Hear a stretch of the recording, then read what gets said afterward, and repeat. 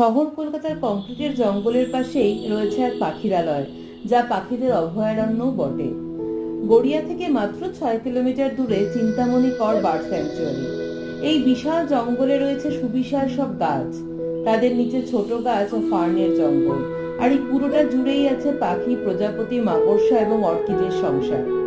সময় বিশেষে এখানে প্রায় 32 প্রজাতির পাখি, 23 প্রজাতির মাকড়সা, 13 প্রজাতির প্রজাপতি, 3 প্রজাতির সাপ, গোসাপ আর কাঠবিড়ালির দেখা মেলে। পাখি দেখার সেরা সময় ভোরবেলা। আমরা গেছিলাম হেমন্তের পড়ন্ত বিকালে। পাখির দেখা কমই পেয়েছি, তবে এই ঘন জঙ্গল দারুণ মনে ধরেছে আমাদের।